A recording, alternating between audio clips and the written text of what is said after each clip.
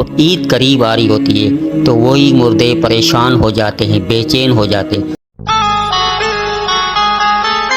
السلام علیکم ناظرین، کیا آپ کو معلوم ہے کہ عید کے دن مردے کیوں روتے ہیں؟ اور جیسے جیسے عید قریب ہوتی ہے تو مردے پریشان ہو جاتے ہیں اور دعا مانگتے ہیں کہ یا اللہ عید کبھی بھی نہ آئے۔ آخر یہ راز کیا ہے؟ اس راز کو جاننے کے لیے اس ویڈیو کو آخر تک لازمی دیکھیں اور ہمارے درگاہ ہرا ٹی 1 چینل کو سبسکرائب کر دیں تاکہ ایسی معلوماتی ویڈیو آپ تک پہنچتی رہے۔ پیارے ناظرین، رمضان کا مہینہ ایسا پیارا مہینہ ہے جس میں اللہ تعالیٰ نے ہمیں بہت سی نعمتیں اور رحمتیں عطا کی ہیں، ہمارے لیے بخشش کا ذریعہ بنایا ہے۔ اور جب پورے روزے رکھ کے ہم مسلمان عید نماز کے لیے گھر سے نکلتے ہیں تو راستے میں فرشتے کھڑے ہوتے ہیں اور وہ فرشتے آواز لگاتے ہیں کہ آؤ آؤ اللہ کی طرف آؤ اور اپنا انعام پاؤ۔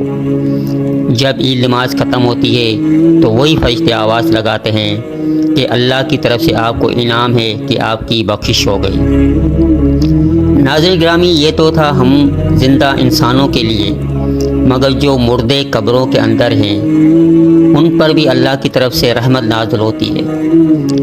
اگر کوئی بندہ رمضان کے مہینے میں مرتا ہے تو اس سے پورے رمضان میں نہ کوئی سوال جواب کچھ نہیں ہوتا ہے، اس پر کوئی عذاب نازل نہیں ہوتا ہے۔ مگر رمضان سے پہلے اگر کوئی مر جاتا ہے یا رمضان کے بعد کوئی شخص مرتا ہے تو اس کی قبر میں دوزخ کی کھڑکی کھولی جاتی ہے اور وہ مردہ دوزخ کی آگ کی گرمائش کو محسوس کرتا ہے۔ مگر جیسے ہی رمضان کا چاند دکھتا ہے تو دوزخ کے سارے دروازے بند کیے جاتے ہیں اور ساری قبروں سے عذاب اٹھا لیے جاتے ہیں اور جنت کے دروازے کھولے جاتے ہیں اور وہ مردہ پورا ماہ رمضان جنت کی ٹھنڈی ٹھنڈی ہواؤں سے لطف اندوز ہوتا ہے اور راحت محسوس کرتا ہے۔ مگر جیسے جیسے رمضان ختم ہونے والا ہوتا ہے اور عید قریب آ رہی ہوتی ہے تو وہی مردے پریشان ہو جاتے ہیں، بے چین ہو جاتے ہیں، کیونکہ ان کو معلوم ہے کہ جیسے ہی رمضان کا مہینہ ختم ہوگا ان پر پھر عذاب ڈالا جائے گا، پھر ان کی قبروں میں عذاب شروع ہو جائے گا، پھر ان کی قبروں میں دوزخ کی کھڑکی کھولی جائے گی۔